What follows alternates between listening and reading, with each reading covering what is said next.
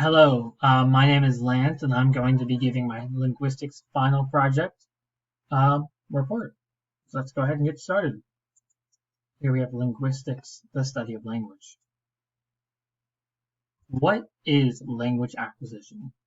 So language acquisition encapsulates the ways and methods that we, as humans, acquire our first language and any subsequent following language. So there's going to be first and second language acquisition, which we'll touch on in the next slide. And there are many theories debating on how we acquire language. There's a theory of an LED device that we're born with, or that we learn it through interaction. It's a highly debated topic, although the LED device is the most accepted theory at this time. Moving on, first language acquisition versus second language acquisition. Beginning with first language acquisition begins with babbling. So this is when babies are forming simple things like mama, dada. They're trying to form sounds, but they can't quite make the words yet. Over time, we grow. We can start advancing to say words, structure, sentences, sentence structure, ending in fluency. I can speak English fluently, even if I have hiccups along the way. Second language acquisition is done for any following language and in many different ways. You can learn through translation. My favorite method is using pictures, and sometimes just being around a language. If you live in the area, if you live in China and they speak Mandarin in your little zone, then you're likely going to pick up Mandarin. It's kind of an inevitable thing, assuming you try to communicate, of course. So we're going to move on to parts of linguistics. We'll begin with phonology. This is the study of spoken language, the study of spoken sounds in any language. Here we have a chart of the vowels. It's a sort of phonetic chart that shows you where in your mouth these sounds are made. And these sounds might sound different depending on your language, but this is just a study of the different sounds. Moving on, we have morphology, the study of how words are formed and made, staking the sounds, making words. Next up, we have syntax, which, bouncing back to those words, we form the words.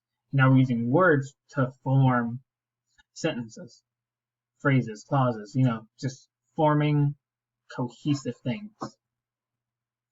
Moving on, semantics. This is giving meaning to said words and sentences. Lastly, pragmatics, which is the usage of these words, sentences, sounds, everything in common culture. This can be used for up-to-date media things. It can be used in comic strips, really any way it's used. So let's talk about linguistic importance.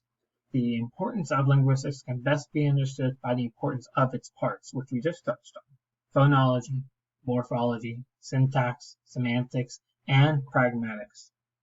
Phonology helps us understand and create sounds. Morphology allows us to bring these sounds together, forming words, tying into syntax, where we bring many words together for sentences, the meaning of which are given by semantics, while pragmatics is the proof that language is used, as we can see it in movie scripts, in books, in comics. We know that we're using it, and it can be used in different ways to mean different things. And a lot of times depends on context. So let's talk on some ESOL activities and strategies, beginning with keywords. So you want to review keywords before lessons. Doing this will allow your students to get more time to digest and understand the important areas of the study. An example I'm going to give is learning in science the weather system. Let's say you need to teach evaporation, precipitation, and condensation as their core important parts of the lesson. So what you could do is the class before, give the students just those 3 words and their definition, let them know they need to practice speaking them and learning their definition, and that they're going to be important in the next lesson. So when you come to teach that lesson, they have a basic understanding of what's most important takeaway, and then they can add on the extra stuff. And it helps not just ELLs and ESOL students, it just helps students in general. Next will be spelling out words and teaching syllables. Kind of go hand in hand. I wanted to pair them together because one helps reading and writing as one helps listening and speaking. Teaching them how to spell out and sound out words can help them as they learn new words later in life. They're not going to have their teacher forever. They need to know how to do it on their own. And that it may not always work, but it's a good idea to try their best. It's always nice to see students trying to do things on their own, and it brings a smile to your face. I promise. Next, we have tie-in personal experience. Tying lessons into your students' previous experiences can help keep them more engaged. Such as, coming back to our weather example, they might talk about how there were puddles on the ground one day, and the next day they went outside and noticed that all the water was gone, and that there were no drains nearby. So where did the water go?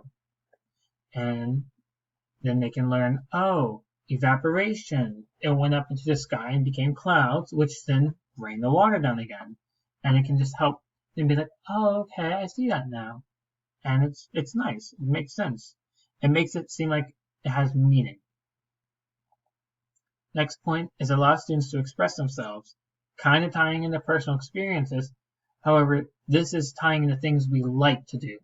When there's something you really want, really like, something you want to do so badly, you're gonna keep being happy to talk about it.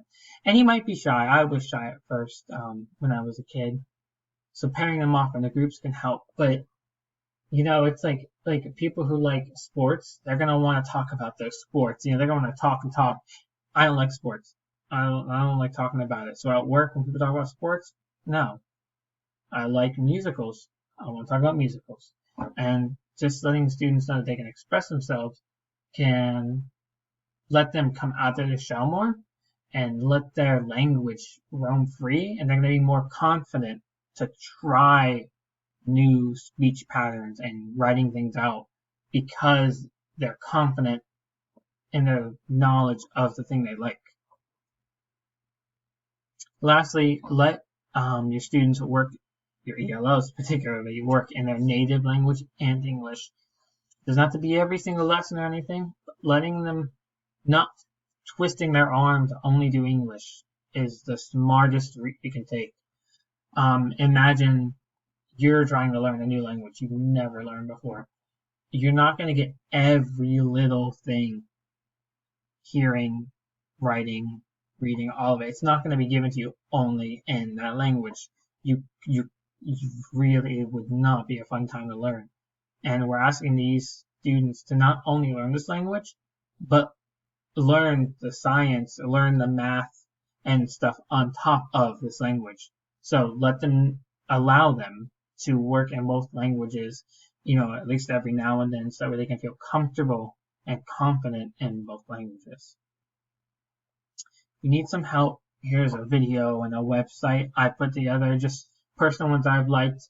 This is a ISL collective. It's worksheets and such that teachers and other students like myself have just come together to make and put out there. I recommend that personally. Excuse me. Here's a video by Crash Course. I recommend the rest of the linguistic videos as well. They helped me learn a lot for this class and about teaching in general, and a lot. Like I said, just in general, it's a fun watch. There are some colloquialisms and jokes that I'm not sure ELL students would understand, so maybe leave them for yourselves. I recommend it all. And I just wanted to let you all know, language is something we all acquire, whether we learn in the womb, learn through interaction, maybe by singing, whatever the case, we all acquire language. The language barrier exists not as an obstacle, but rather an opportunity to learn and be different. It's a natural part of being human and quite probably just being alive. Without it, life would seem a bit emptier without it. So we're going to end it here. And just a slide about myself. This is my name, Lance B. Rappley. I'm a pursuing teacher, French major, TESOL minor. This is class TSO 4240. My UNF email, my website, and that's about it. I hope you enjoyed my slides. If you're interested in them, please send me an email that we saw on the last slide. Let me know. I'll gladly share them with you. Thank you for watching and have a wonderful day.